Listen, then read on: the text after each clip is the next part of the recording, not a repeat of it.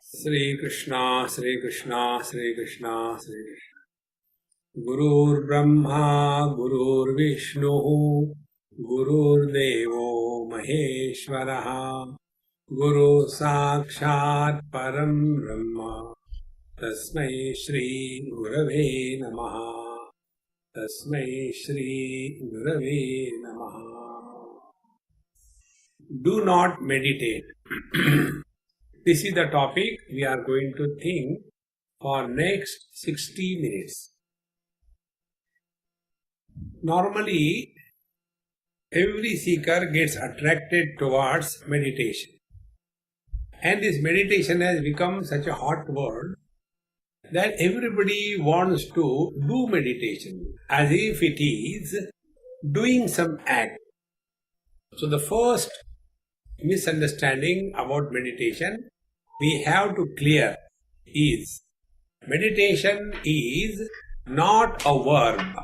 Meditation is not done. We live in meditation 24/7.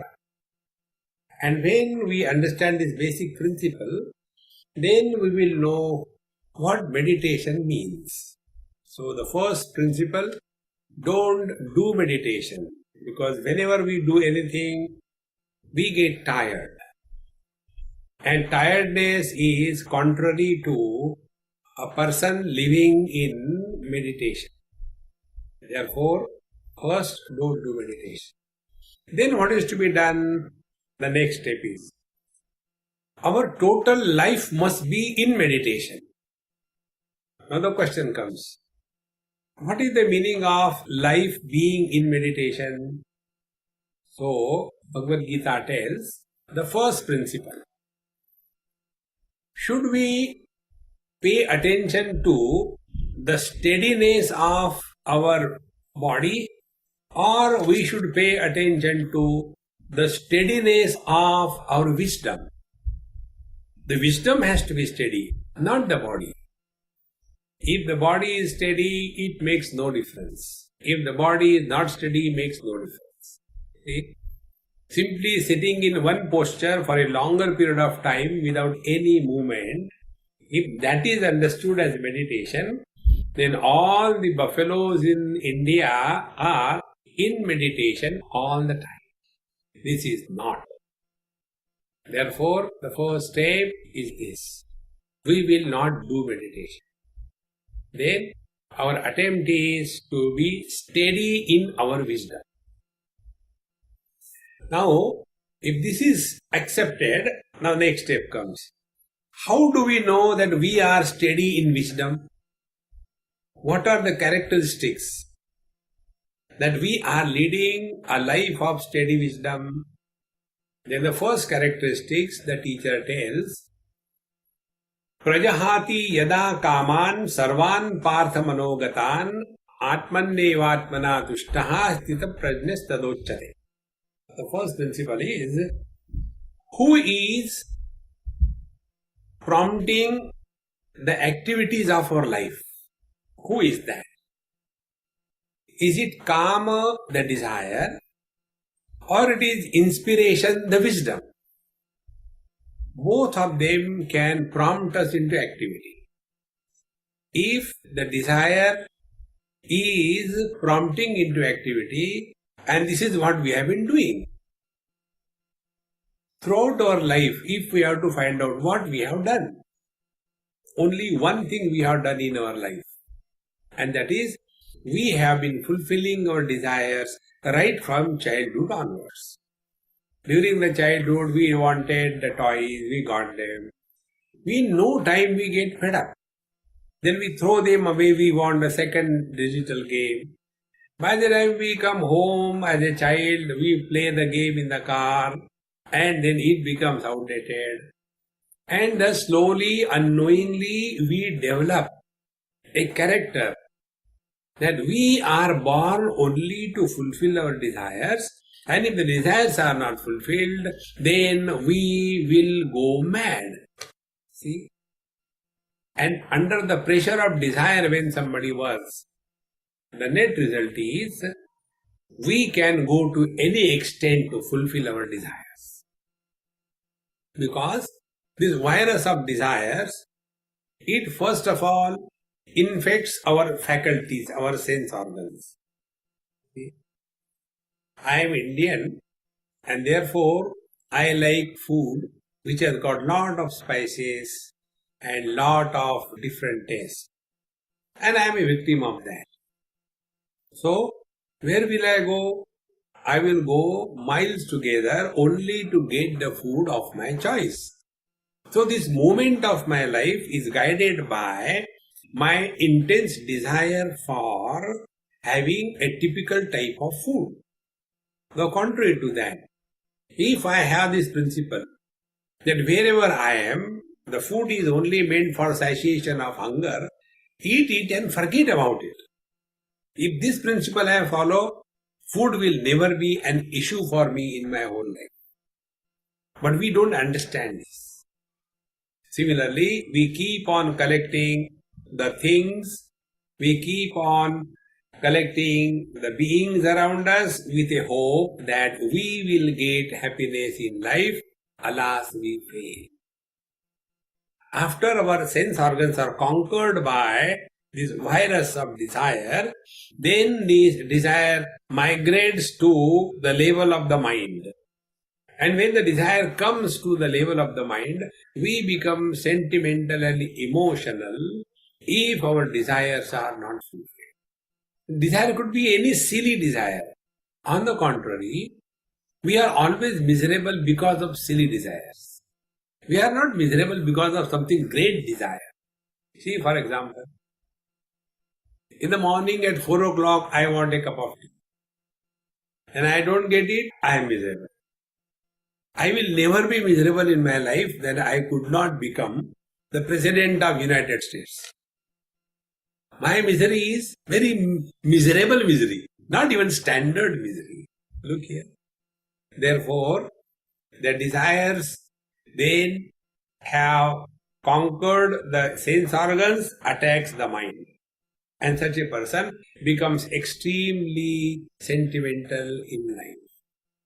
And when we become sentimental, we cannot have peace and joy in life. We are all the time seeking attention from the people. And if we don't get due attention, we feel miserable. Thus, the desire virus now migrates from the sense organs to the mind to the intellect. And once the virus attacks the intellect, then we start justifying our life is meant only for fulfillment of desires. If desires are not there, nobody will work. One person has asked me this question, a youngster. He says, Swamiji, you talk about not having desire, then who will work? Without desire, we cannot work. This error we have to remove from our life. Then I asked him, I said, you must have studied the life stories of many great masters because you have come for a spiritual talk. He said, yes. I said, tell me the example. He said, I studied the life of Vivekananda. I said, very good. The total published work of Vivekananda is so much that even if you simply want to read, your lifetime will not be enough. So much he has done. And not by living 100 years. His active work was hardly 15 years. And he lived every moment, not under the influence of the desires, but he was inspired. All the great masters live in this world, not under the influence and the slavery of desires, but under the inspiration and joy of leading a fulfillment in life. See? And therefore, the outcome of their life is more than the outcome of our life, wherein we have been spending time only in fulfilling the desires. See? Therefore, it is a wrong notion that without desires we cannot work. We can work better when we are inspired. See? Inspiration is the springboard of meditation. Then only you can take off. An inspired person is meditation worthy. Like an aeroplane, it just can't take off. It runs fast on the runway, maybe for 10 minutes. And as a result, because of the speed, the aeroplane loses its weight. And when it loses its weight, then it becomes airworthy and it takes off. In the same manner, an inspired person loses the burden of desire on his psyche, and then he is able to function beyond his capacity, beyond his imagination. Living in that inspired mode all the time is living in meditation. Meditation is not a burden. It is not an act. Inspiration is not an act. Inspiration is an experience. And an inspiration is like a catalytic agent. A catalytic agent, you know what it does? It doesn't get influence in the chemical process, but it speeds up the process without getting contaminated or lost in that process which it is helping. Exactly the same way, inspiration is a catalytic force in the life of a person living in meditation, whereby the best out of him starts coming out. A normal husband versus an inspired husband. A normal student versus an inspired student. A normal politician versus an inspired politician. Inspiration adds an extra factor in an ordinary person. All the extraordinary people in this world, they were inspired. And inspiration is directly proportionate to the total dedication to the higher goal in life. If the goal of our life is higher, we will be more inspired. And such inspired person has no difficulties. Next principle. How do we know we are living in meditation? When we do not talk about difficulties and problems and negative way, how it is not possible? No. In one place, there was a meeting. I was called for that meeting.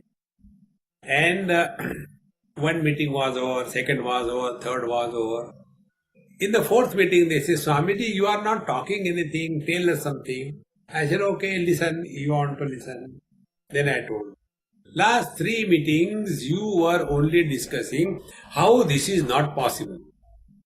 Nobody has asked you to do it. You only come together that we have to do it. So if you have to think in this way, how this can be done, not how it cannot be done. An inspired person is positive in his approach, how things can be done. That positive thinking and positive attitude towards life is called as living in meditation. See? Meditation is not a fever which comes and goes. Meditation is an inspiration which is all the time with us. So an inspired person outwits his own performance in the earlier way. A person functioning under the load of the desire, he is always comparing himself with the other people. If he has got a car, I should have a truck. If he has got a truck, I should have a train. If he has a train, I should have an aeroplane. Constant competition.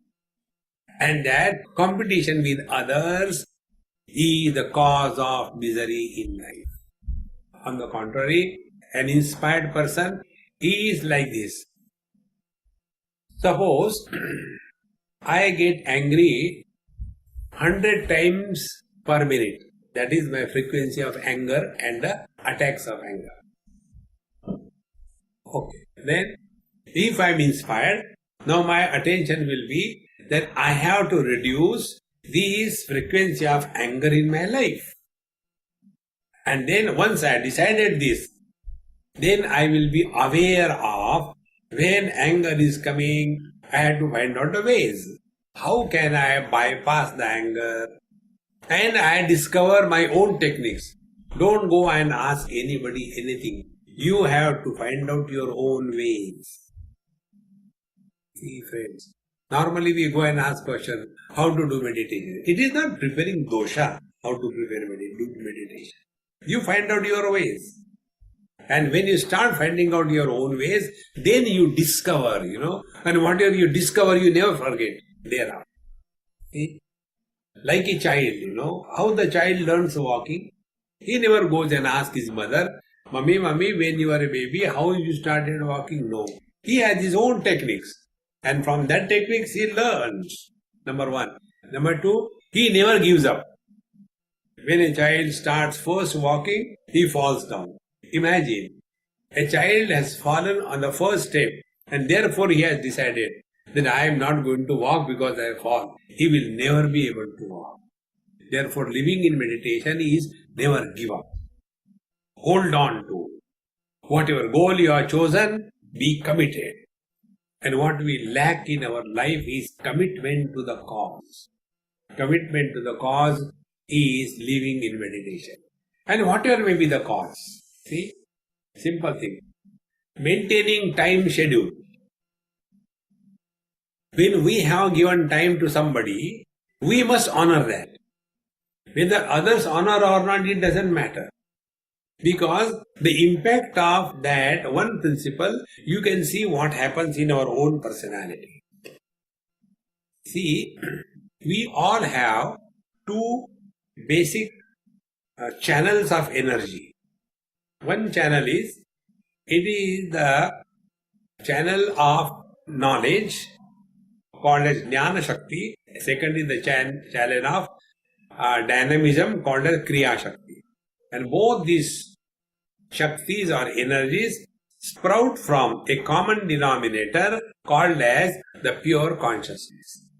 So consciousness expressing through the mind is called as Jnana Shakti. Consciousness expressing through the life is called as Kriya Shakti. So Jnana and Kriya. Now when we do not respect our own knowledge in our action, the gap between the two starts widening. And as the gap between the two starts widening, we start going away from our source.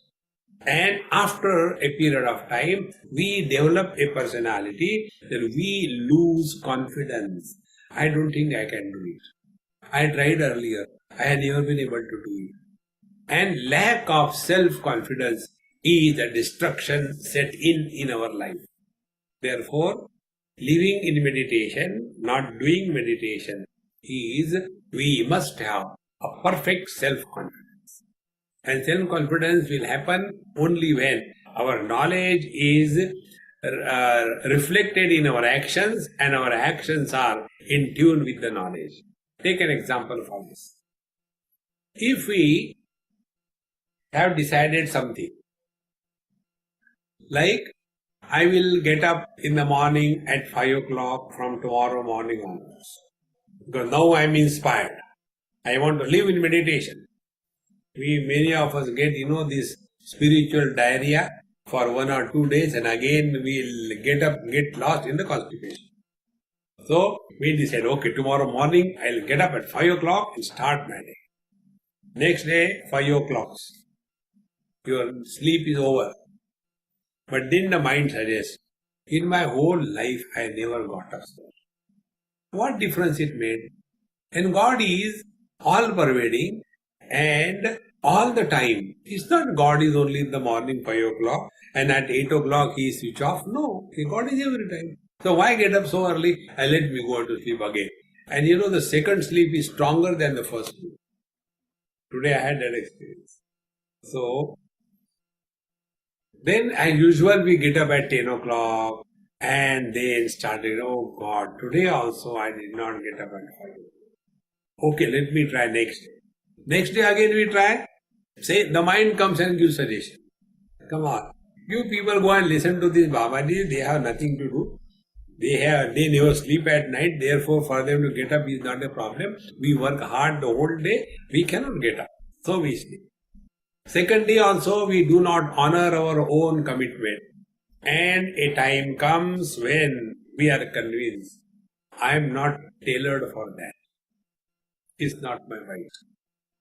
And thus we start losing confidence in our life. A person who is living in meditation, who is not doing meditation, he will always have self-confidence in whatever thing he does.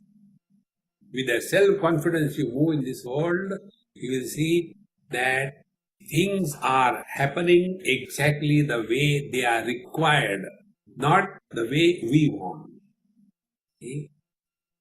Because what is our purpose of our doing happiness? I want to do meditation for what? I want to do meditation because everybody does. Is it a fashion or what? Because somebody does meditation, I also do meditation. Somebody does yoga, I also do yoga. It is not a fashion. What is the purpose? Purpose, I don't know. You tell. Okay. The purpose of meditation is to discover happiness. Okay. And then our trailer of misery begins. The most miserable search in life is happiness. Don't search happiness. Just be happy. When you start searching happiness, you will never get it. See, simple rule. Miseries come to us without our efforts, is it not? Has anybody ever tried to get misery? They come. Happiness will also come. You relax. Because the misery is in struggle to get happiness, rather than that allow the inherent happiness to express through us. Therefore, living in meditation and not doing meditation means we live in meditation 24/7. But when we do meditation, half an hour meditation and rest of the day frustration. That cannot be life. And one has that then ego of that thing, I do meditation, I get up early in the morning, do meditation and go to sleep. And then again the same useless life, no friends.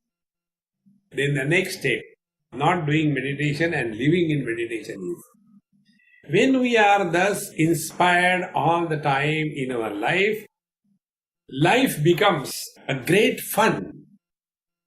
It is not a burden that we are carrying.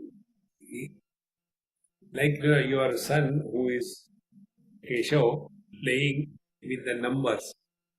When we were children, we have to remember 1, 2, 3, 4. No fun. For him it's a fun. In the same manner, a person who is living in meditation, every moment is a fun. And therefore you will never come across a master frustrated.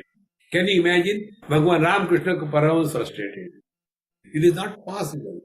All the great masters are full of wit, humor and joy, because that alone is being expressed through them.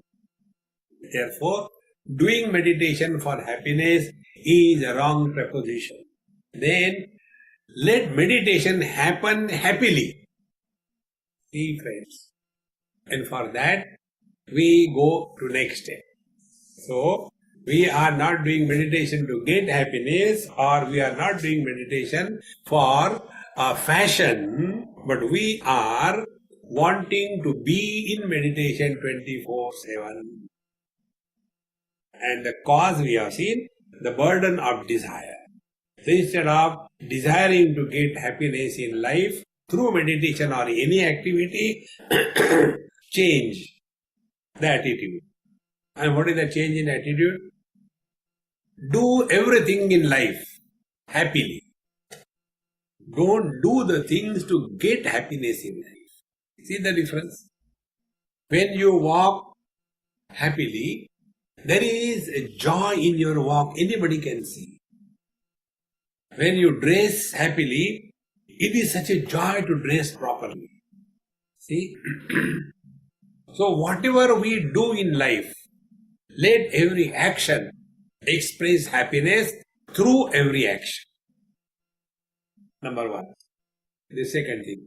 The second activity of our life is talking. Let every talk express happiness. When happiness is expressed through the speech, we will never have bad words slipping from our mouth. A happy person does not talk bad words. He is always cheerful and happy. And the third thing, through the mind, let every thought spring forth from the platform of happiness. When you are happily thinking, you will be thinking creatively. You will not be destructive. A happy person cannot be destructive. Imagine, this example I had given somewhere.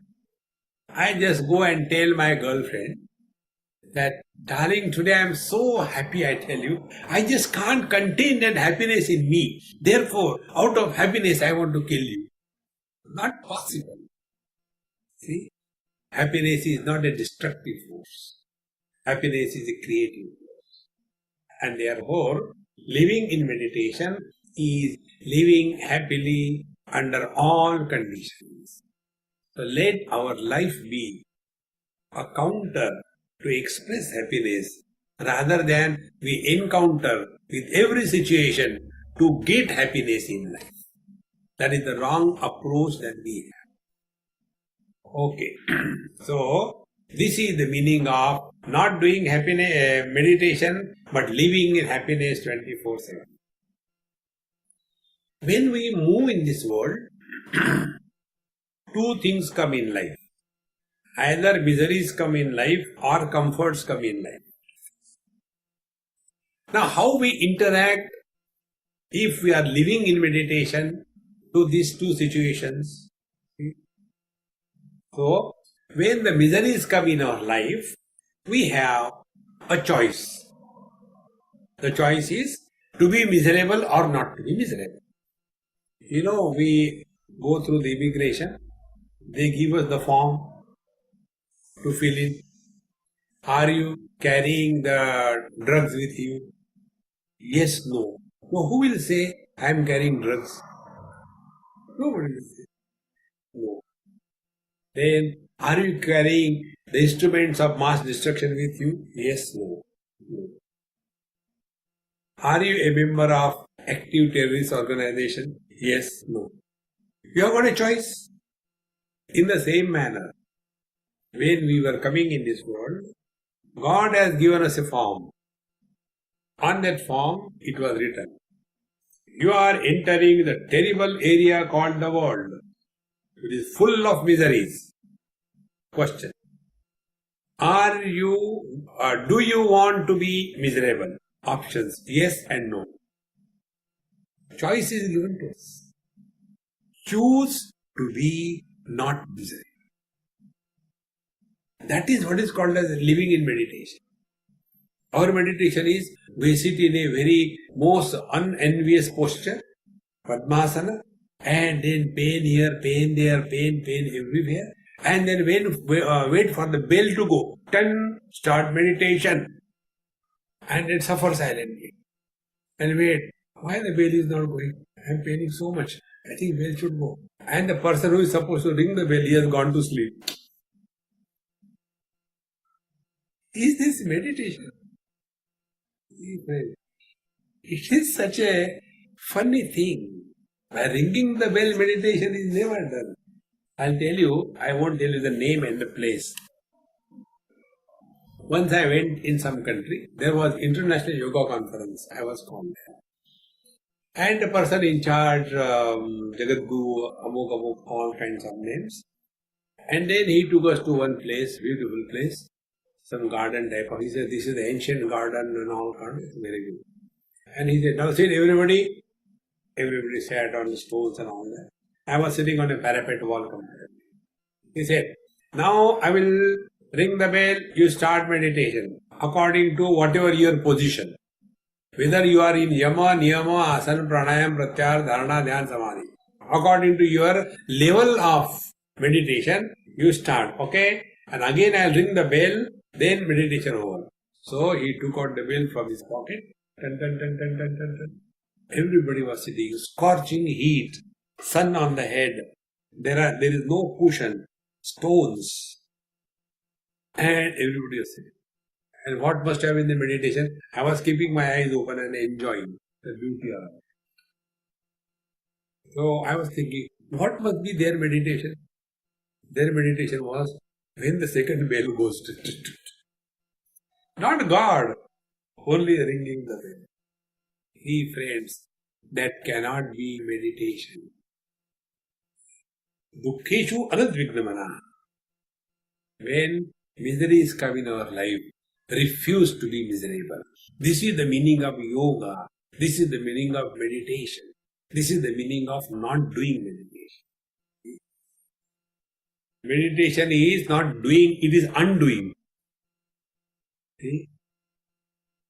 Apple Z. It is undoing, not doing anything. Because we have been doing too many things in our life. In Bhagavad Gita, yoga is defined in a totally different manner.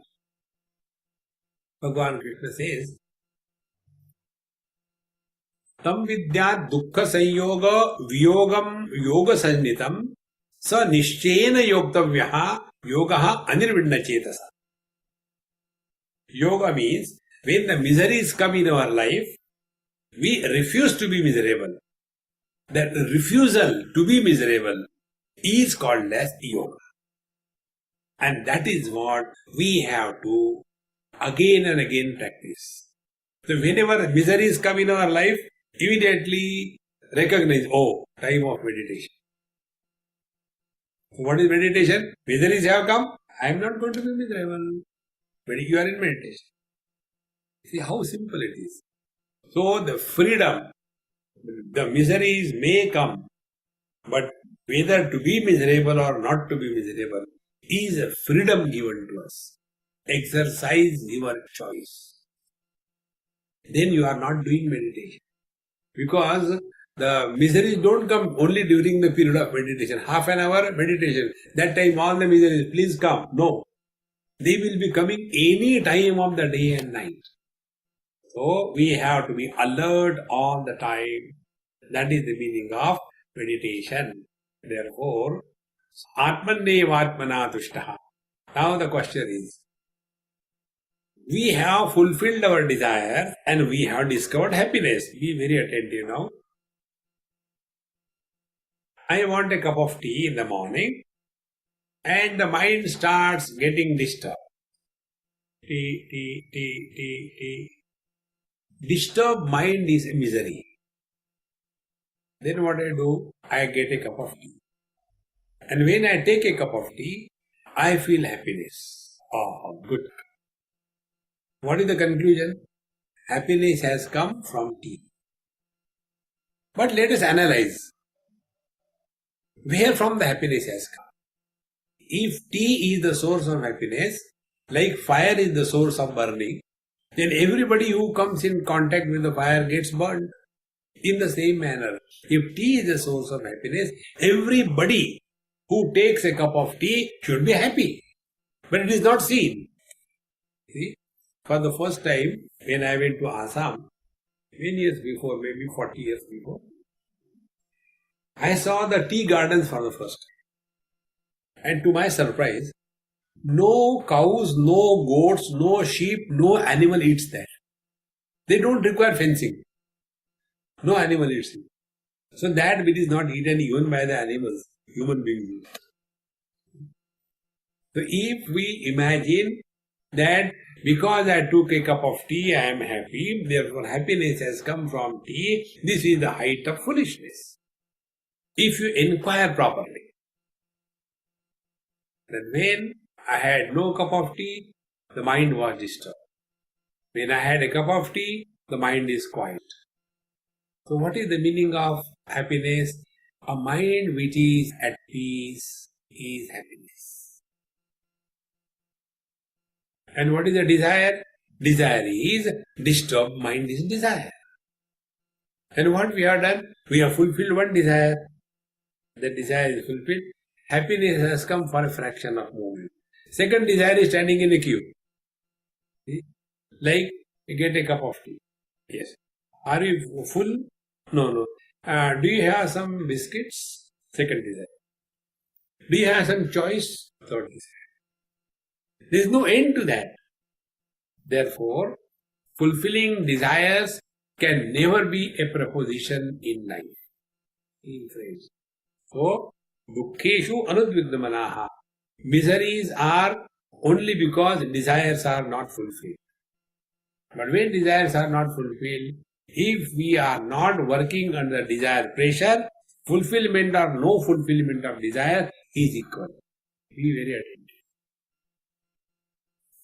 This is one of the most important principles which I cherish and which I live in my life.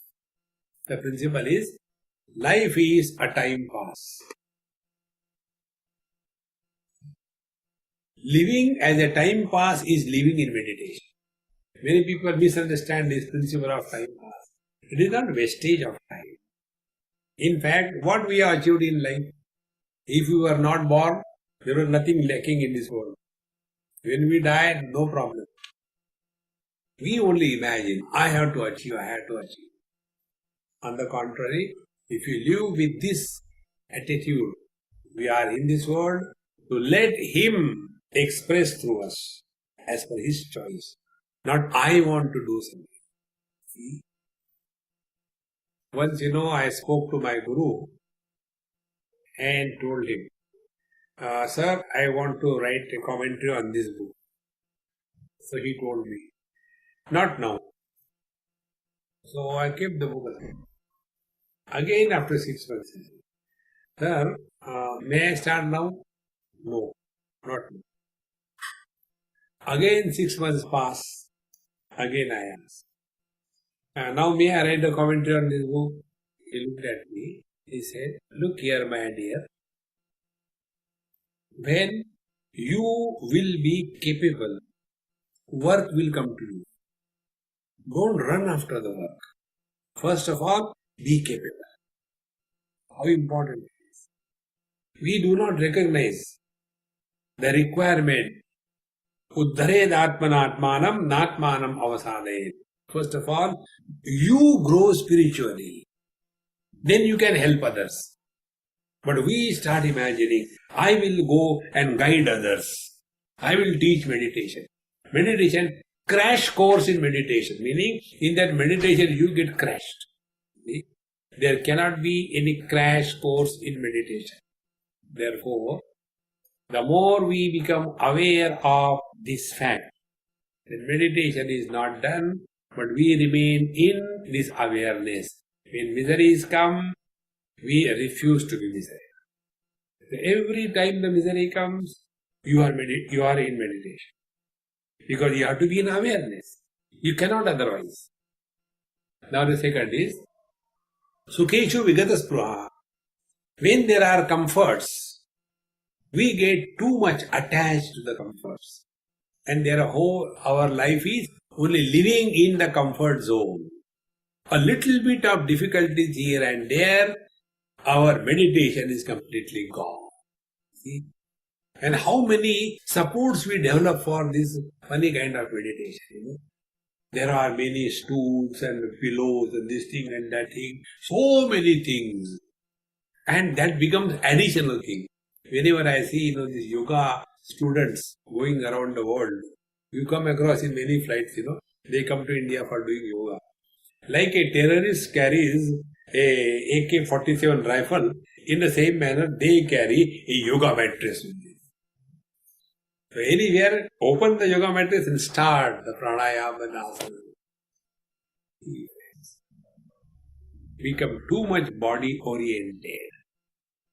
So, Dukkeshu anudvikna manaha sukheshu vigata spruha. Let us get out of the comfort zone in life. Comfort zone means being obsessed with things and beings around us. One day one lady asked me this question. She came with me. She said, Swamiji, you had a good sleep last night? I said, yes. I didn't have sleep even 1 minute. I said, what happened? See, different bed, different bed sheet, different pillow. I am not accustomed to. Whole night I could not sleep. I said, okay, in the lecture you sleep then. Then she said, but how did you sleep? I slept very well. How can you sleep? Different bed, different pillow, different bed sheet, everything. I said, look here, your problem is, you have got my bed, my room, my pillow. I have no my bed, no my room, no my pillow. If I keep on depending on a particular bed and a pillow, my whole life I will be awake. Let us not have too much importance to the comfort zone in life. What is necessary is available to us by the Lord. But if we expect any particular thing, then we are not living in meditation. Sukeshu Vidaspraha. In this manner, let our life be not a struggle to fulfill the desires, but let our life be an expression of inspired performance. Then we are living in meditation. Now, when we are thus living in meditation, now the question is, where is our attention? Because it is 24/7. It is not only half an hour.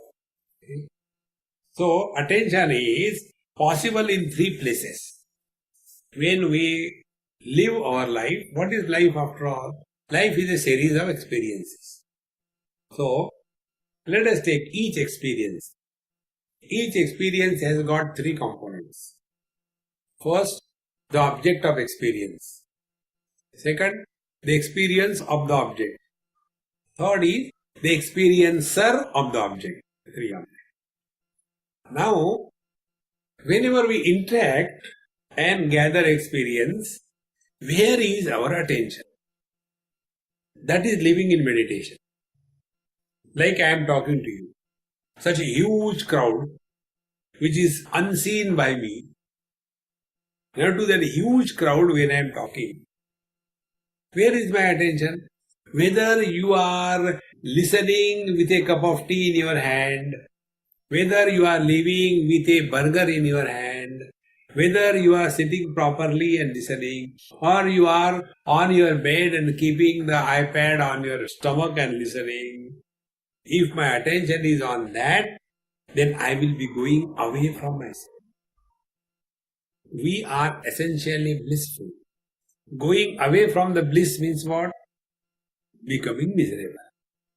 Going away from the light means becoming lost in the darkness.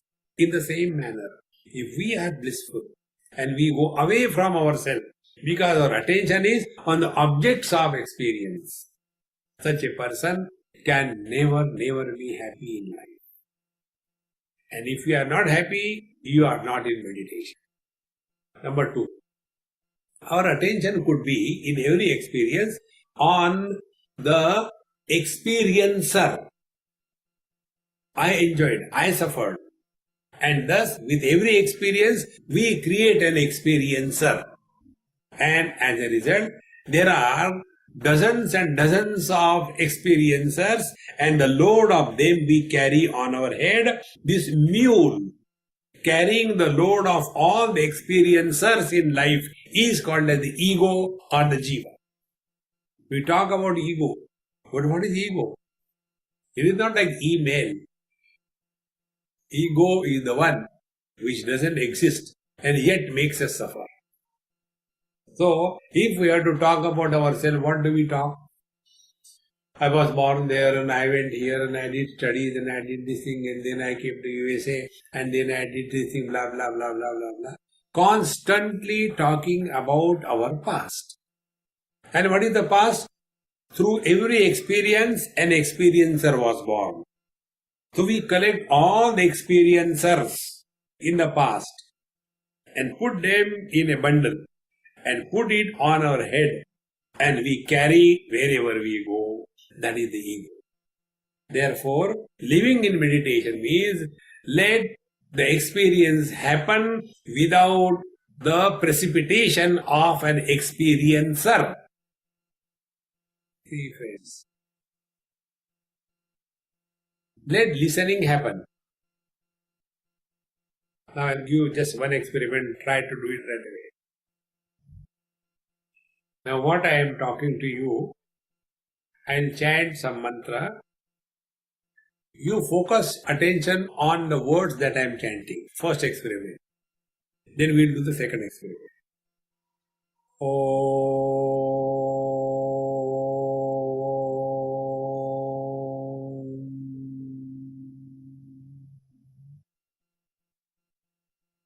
So your attention was on the sound object of experience.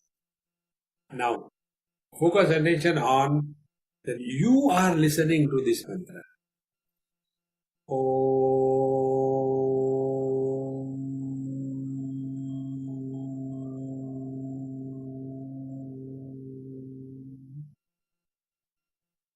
Now, the listener is created and I am listening to the mantra. Now, third experiment. Let listening happen. Don't focus either on the object Om or on the experiencer I. Let the mantra be heard.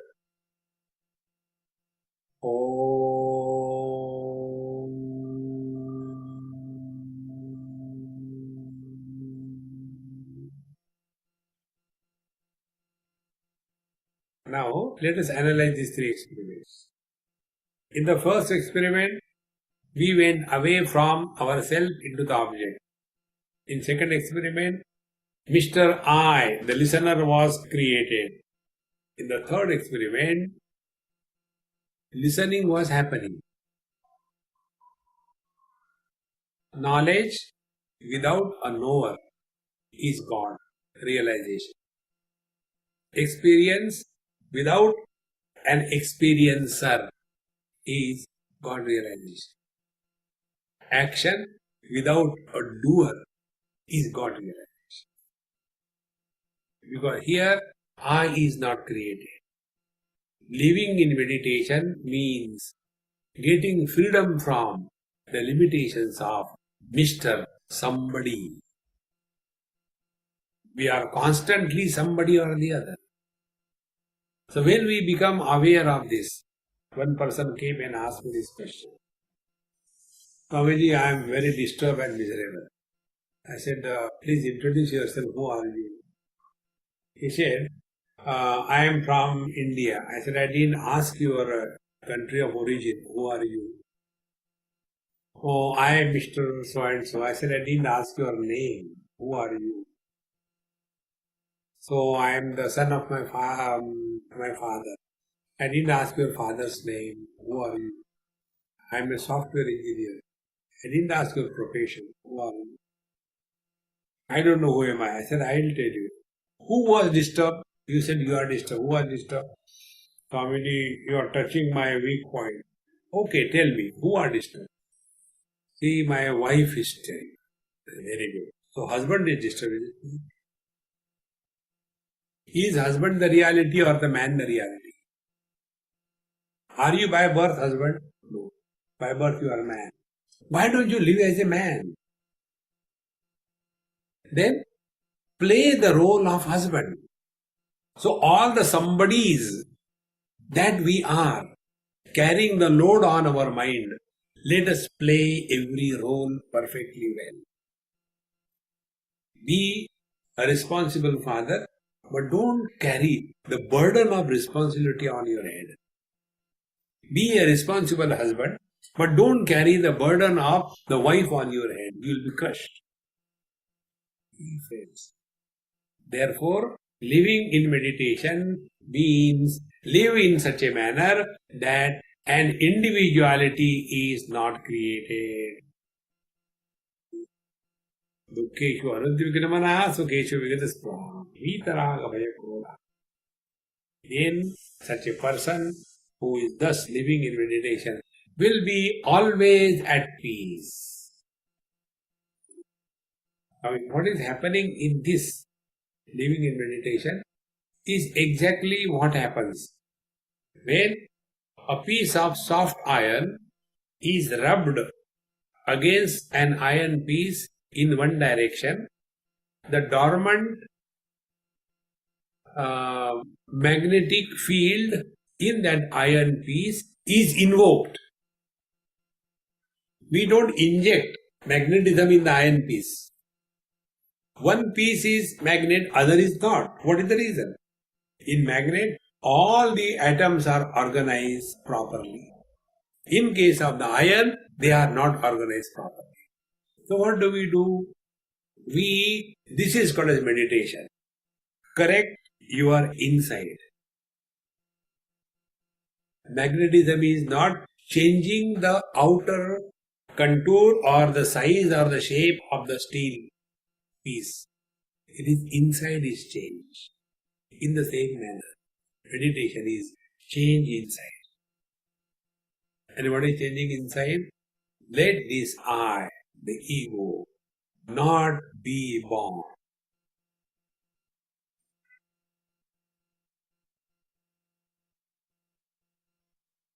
And when this I, the ego, is not born, how do we know?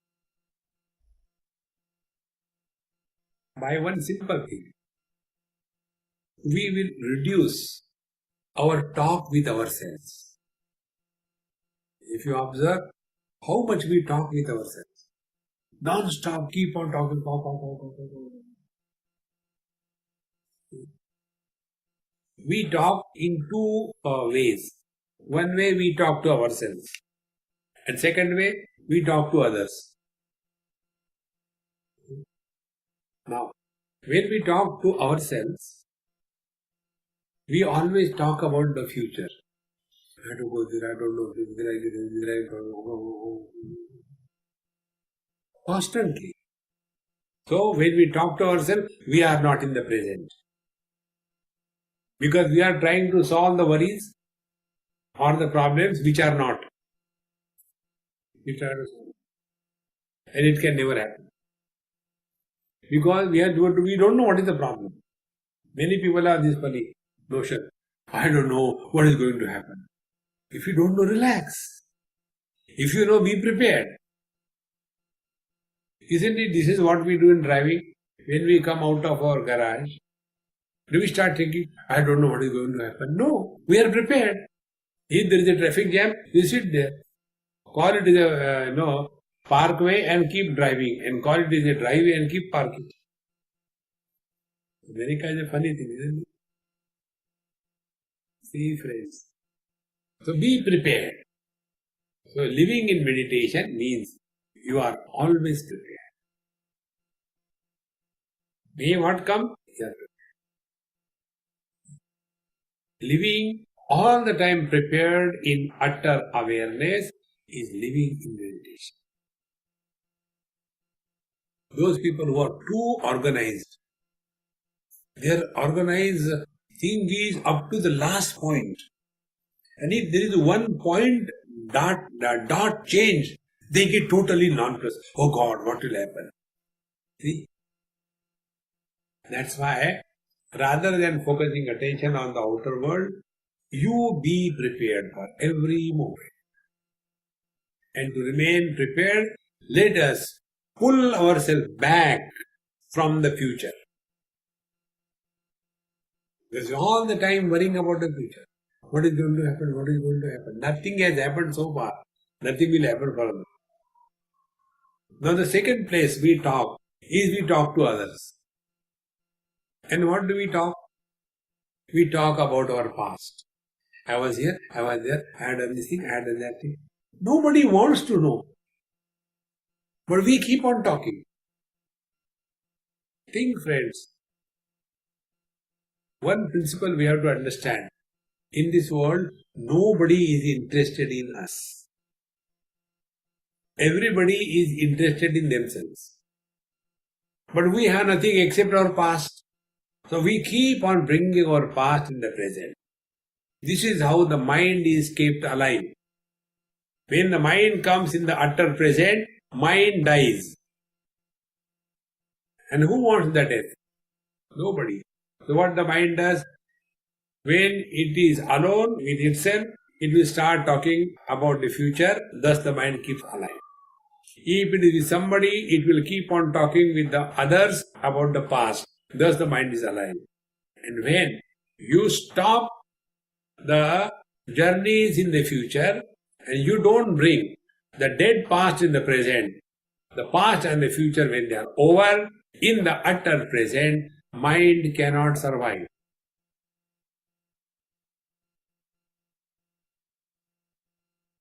Living as no mind is living in meditation. See, friends, how simple it is. It is not difficult. Therefore, don't struggle. Half an hour, 20 minutes, and all. No, that is not meditation. Meditation is 24 hours we are under. Therefore, don't do meditation doesn't mean go to sleep. Means be aware 24/7. And when we start remaining aware, the negativities disappear. See? When anger comes and we become aware of the anger, anger will disappear. When greed comes, we become aware of the greed disappears. I'll tell you my funny, desires. I got a very funny liking. One funny liking is for the bags. And I say, beautiful bag, hey, it's a very lovely bag. I'll go and buy. And I had at least 40 bags in my house. And there was a problem where to keep them. So then I started distributing. And I distributed more than all the bags. And I felt so good, come on, I got rid of it. So, when that, hunger or funny notion back started coming. And one day, when I went somewhere, my friend knew that I like bag. He said, Swamiji, how do you like this bag? I said, oh God, that is the people also have started noticing that I'm fond of bags. I said, no, I don't want, I have got enough. But the mind was telling. He said, good bag.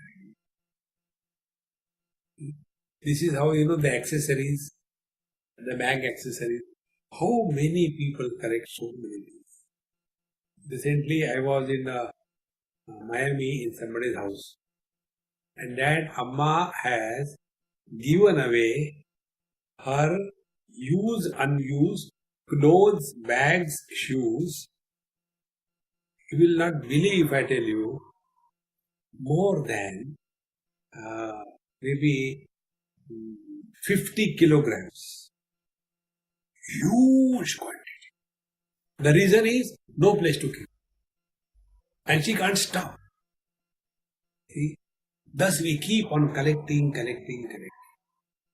So either we collect the things or we collect the memories. And this is how the mind is kept alive. And when the mind is alive, we are dancing to the tune of the mind. And what is the tune of the mind? Only one tune. I want this, I want that. I want this, I want that. To such an extent, then I want to do meditation. As if meditation is an act of doing something. See? One great master was approached by a seeker and he asked him, Sir, I want peace. Please help me. I want peace. So the master said, please tell me what you are telling slowly. You are talking very fast. I can't understand. So he said, Sir, I want peace. Very good, I understood. Remove the I, remove the want, what remains?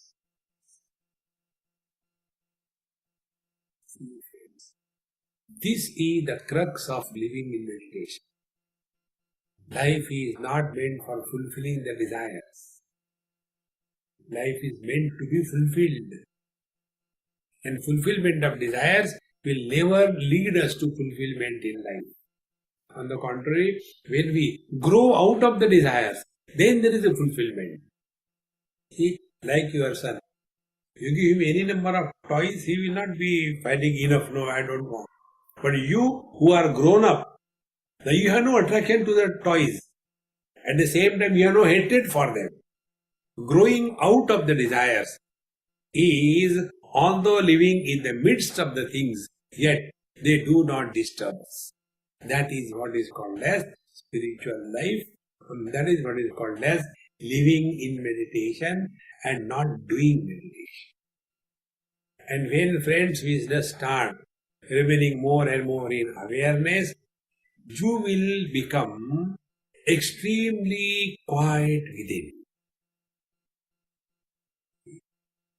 So, the first practice of meditation without doing meditation is stop talking to yourself.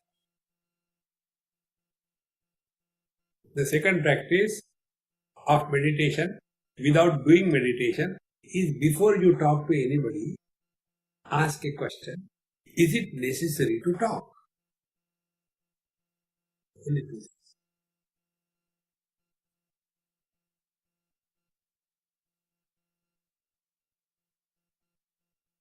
At this moment, you are all in meditation. Because you are nobody. You are neither man, woman, young, old, husband, wife. See, friends, this awareness, when it remains 24/7, living in awareness is living in meditation. It is our own choice. So when we start living in awareness, then world doesn't bother us. Somebody takes non-vegetarian, let him take. Somebody goes and watches movie, let him watch. Somebody dresses in a funny manner, let him dress. But now we are living in awareness. A person who lives in awareness, he is more involved with himself and not with the world. The world has been always like this. And we are not appointed by him to take care of his creation. We become self-appointed. Therefore, whatever we are supposed to do it cheerfully, happily, for a time pass, not to achieve anything. And when we do something for time pass, I is not created. Like, with a small child today I was feeding him. So, because his small baby has gone out, so he was creating a lot of problems. So when his mother was cooking, he doesn't allow anything to be done. He was busy with my things, gadgets. Now he has to be kept busy. So the best way is to start feeding him. I took one piece of banana and gave him. He started running here and there. So my exercise also done, and I was feeding him. So that time, will I have that ego? I have fed the child. No. Why? It was just a time pass because, both the parents were busy and this fellow was to be entertained. So there is no question that I am feeding the child. It was just a time pass. Exactly the same way. Let us lead in this world. Till we are here, lead cheerfully and happy. Living in this attitude 24/7 is not doing meditation, but living in meditation. Continue to be happy under all conditions. A happy person doesn't do anything. Things happen to him. For us, even to laugh, we have to have a struggle. With great difficulty, we laugh. As if we have consumed a handful of caterpillars, how to laugh. Remain cheerful and happy. You are 24/7 in meditation. May you continue to be in meditation hereafter throughout your life and make your life a fulfilled one in this very moment onwards. Om Purnamadaha Purnamidam Purnaat Purnamudachyate Purnasya Purnamadaya Purnamevavashishyate. Om Shanti Shanti Shanti. Hari Om. Sri Gurubhyo Namaha. Hari Om. Dear listeners, kindly post your comment for Vivek so that he can improve next time if there is something lacking. Bye.